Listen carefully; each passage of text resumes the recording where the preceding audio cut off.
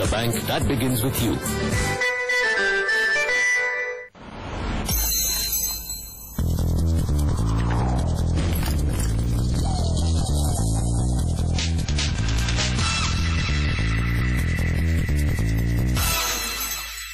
India needs a big trigger in terms of investments and in infrastructure, and if these kind of and consumption enablers like interest rates and so on. What is also important is policy facilitation to put up large greenfield projects. Presented by Cosmolite, the strongest and lightest Samsonite ever. In association with Jai Prakash Power Ventures, power to do good.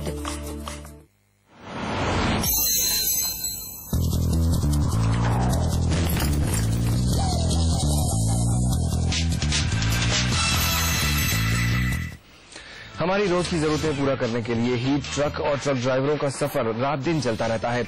इसीलिए हमने सोचा कि इस budget से पहले क्यों ना हम ट्रक के सफर के जरिए जानें कि कैसा है हमारे देश में बुनियादी सुविधाओं का हाल और क्या है दूर दराज के गांव में लोगों की वित्त मंत्री से उम्मीदें। हमारी सहयोगी हर्षदा सावंत ने अपने इस सफर की शुरुआत की पंजाब के जालंधर से।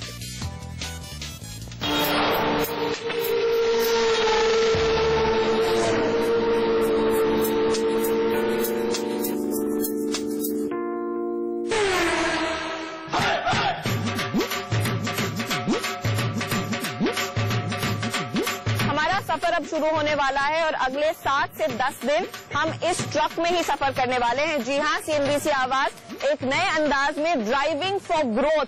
हम जो सफर तय करेंगे वो जालंधर से मुंबई का है और आसान सफर नहीं होगा, क्योंकि इस ट्रक में मैं अपने साथी नीलेश और अजय के साथ रहने वाली हूं। हमारे साथ नरेश अरोरा भी होंगे जो हमारे जालंधर के रिपोर्टर हैं, और हम देखेंगे कि देश की स्थिति कैसी है। जालंधर से आगे हम अबोहर तक पहुंच रहे हैं और शाम हो चुकी है, सूरज ढल चुका है, लेकिन यहाँ पर हमारी पूरी तमन्ना थी कि कीनू के खेत देख पाएं। होप कर रही हूँ कि जितनी भी लाइट है तब तक हम वहाँ पर कीनू के फार्म जरूर पहुँचे। अबोहर तक पहुँचे हैं हम, काफी शाम हो चुकी है, ठंड बढ़ रही है, लेकिन कीनू देखने की पूरी दिली तमन्ना हम पूरी करने के लिए यहाँ पर पहुँचे हैं। खेत तक पहुंच नहीं सके, लेकिन यहाँ पर कीनू की वैक्सीन चल रही है। फाजिलका से कुछ ही दूर है अबोहर, जहाँ कीनू के करीब 30 पैकेजिंग प्लांट हैं। कीनू के इस पैकेजिंग प्लांट में पीक सीजन में एक दिन में करीब 100 टन कीनू पैक होकर देश भर में सप्लाई किया जाता है। अबोहर को लोग कैलिफोर्निया ऑफ पंजाब भी कहते हैं और यहाँ के किसान अब अपनी मेहनत की सही कीमत चाहते हैं। कीनू की फसल तो बहुत भरपूर फसल है, तो भाव नहीं अच्छा इसमें मिल रहा। अगर यहाँ पर आप क्या फैसिलिटीज चाहते हैं? स्टोरेज की फैसिलिटी? स्टोरेज की चाहते हैं, वो सरकार जो हमारे को एसी कंटेनर दे, ट्रेन दे, ताकि ये अरब कंट्री तक जो माल जाए, तो इसका भाव है ना काफी अच्छा मिल सकता है, किसान को अच्छी इनकम हो सकती है।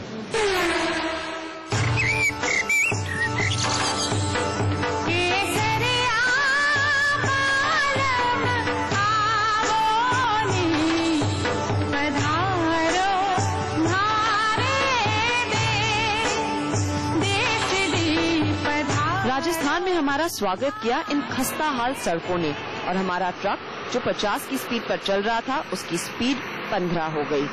इंफ्रास्ट्रक्चर पर इतना पैसा खर्च कर रही सरकार को एक नजर इन सड़कों पर डालनी चाहिए।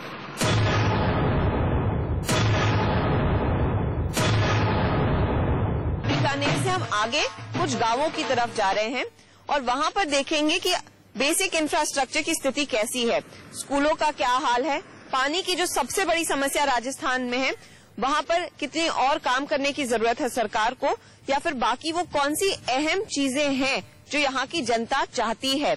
बीकानेर से करीब 125 किलोमीटर दूर हम खाजूवाला की तरफ जा रहे हैं। अब खाजूवाला बीकानेर की एक तहसील है जिसमें करीब 32 ग्राम पंचायत हैं और 300 गांव। अभी तक सिर्फ हैंडपंप जो लगने थे 100 हैंडपंप मेरी पंचायत में स्वीकृत हैं, वो शुरू हुए हैं, अभी 2 दिन के अंदर शुरू हुए हैं, लेकिन वाटर वर्क्स का जो काम है सामरदा में वो अभी तक शुरू नहीं किए गए। हम चाहते हैं कि हमारे गांव में डिलीवरी की सुविधा और एक लड़कियों के लिए 12 तक स्कूल होनी चाहिए।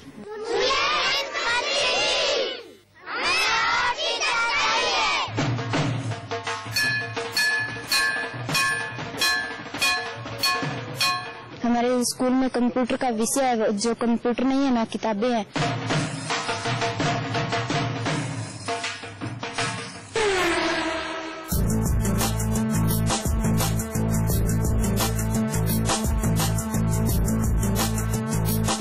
खास तौर से जाना जाता है अपने हैंडीक्राफ्ट बिजनेस के लिए।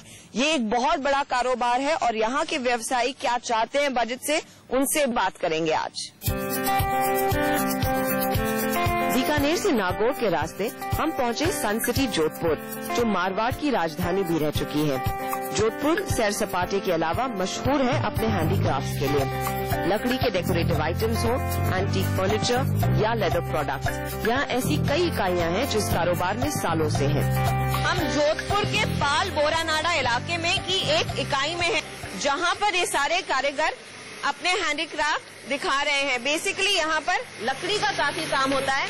आप देखें तो लकड़ी के घोड़े हो, ऊंट हो, बेसिकली ये पूरा हैंडीक्राफ्ट यहीं पर बनता है। यहाँ पर करीब 500 से 600 इकाइयाँ हैं इसी पूरे इलाके में, और ये सारी इकाइयाँ एक्सपोर्ट का ही काम करती है। यहाँ से करीब 2 से 3 हजार करोड़ का एक्सपोर्ट होता है। लकड़ी को काट कर घोड़े, ऊंट जैसे डेकोरेटिव आइटम्स बनाने का काम जोधपुर में अरसों से चला आ रहा है, और सालों साल बढ़ते पर्यटकों की संख्या से इन हैंडीक्राफ्ट्स की मांग भी बढ़ी है। इसी को देखते हुए पिछले साल बजट में वित्त मंत्री ने जोधपुर को एक हैंडीक्राफ्ट मेगा क्लस्टर घोषित किया। हालांकि उसका फायदा अभी तक नहीं दिखा है। अभी तक वो इम्प्लीमेंट भी नहीं हुई है। बेसिकली जो ग्राउंड लेवल पे एक्सपोर्टर्स हैं, जो मैन्युफैक्चरर्स हैं, खासतौर पे एक्सपोर्टर की मैं बात नहीं करता हूँ, जो मैन्युफैक्चरर्स हैं जिनको उसका बेनिफिट मिलना चाहिए था, दे इवन डोंट नो कि यहाँ पे क्या अभी उसके ऊपर क्या इम्प्लीमेंटेशन अभी तक हुआ है। तो बेनिफिट तो तब मिलेगा जब इम्प्लीमेंट होगा, लेकिन अभी तो उसका कोई अपडेशन भी हमारे पास नहीं है कि क्या हुआ है अभी यहाँ पे। इस कारोबार से जुड़ी तमाम इकाइयों की सबसे बड़ी परेशानी है कारीगरों की कमी। यहाँ काम कर रहे कारीगरों को नरेगा के तहत भी गांव में रोजगार मिलता है, जिस वजह से वो ऐसे यूनिट्स में नहीं आ रहे हैं। नरेगा की वजह से कम है बहुत। पहले ठीक थे, वहाँ नरेगा वहाँ 2 घंटा जाते नरेगा में 200-250 रुपए लेके आते हैं। इस वजह से वो गाँव में बैठे रहते हैं, यहाँ नहीं आते हैं। वैसे जोधपुर में हैंडीक्राफ्ट यूनिट्स को बढ़ावा देने के लिए केंद्र सरकार ने कुछ साल पहले हैंडीक्राफ्ट SEZ भी लगाया, लेकिन उसका फायदा भी यहाँ के लोग उठा नहीं पाए हैं। जो हमारे इम्पोर्ट से कोई माल नहीं आता, इसके अंदर ड्यूटी का कोई फायदा हो, लेकिन एक्सपोर्ट के अंदर जो गवर्नमेंट से 4.5% ड्यूटी ड्रॉबैक मिलता है, वो हमको नहीं मिलने के कारण से अंदर यूनिट्स नहीं आ पाई है। केवल 8 यूनिट्स आई है। करोड़ों रुपए का खर्चा इसके ऊपर राज्य सरकार का बेवजह लग गया है।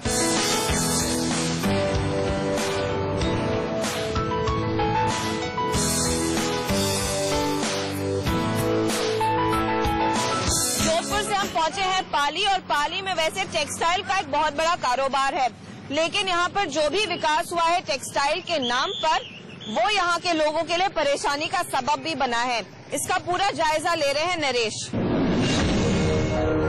राजस्थान के पाली जिले में बहने वाली ये नदी 30 साल पहले पूरे इलाके के लिए जीवन धारा हुआ करती थी, लेकिन आज ये नदी पूरे इलाके में बीमारियां फैला रही है। दरअसल बांडी नदी में पाली के टेक्सटाइल यूनिट से केमिकल वाला पानी आ रहा है, जो पूरे इलाके को प्रदूषित कर रहा है। नदी के पानी से सींची जाने वाली ये फसलें भी बीमारी का शिकार बन रही हैं।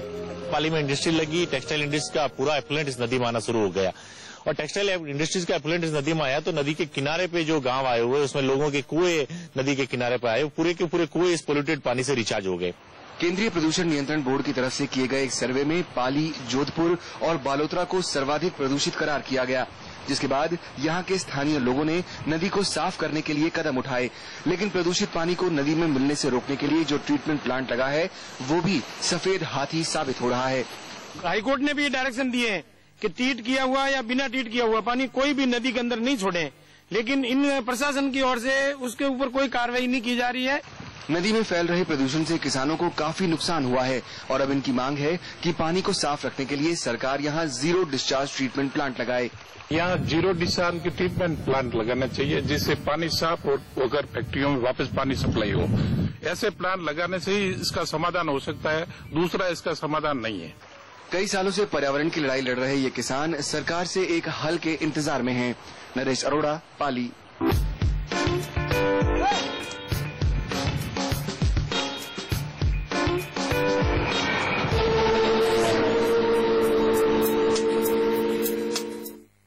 और बजट पर हमारे इस खास बुलेटिन में आज के लिए इतना ही। फिर हाजिर होंगे आपके लिए बजट से जुड़ी कुछ और ताजा तरीन खबरों के साथ। नमस्कार।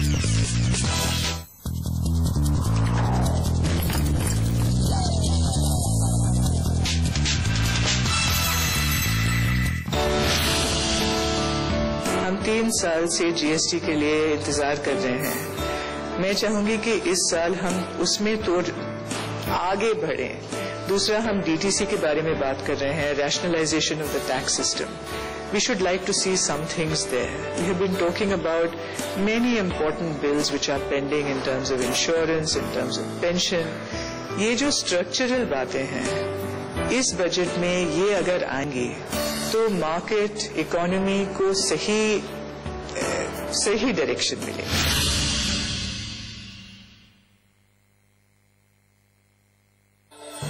Presented by Aditya Birla Group, taking India to the world. In association with Binani Cement for generations to come.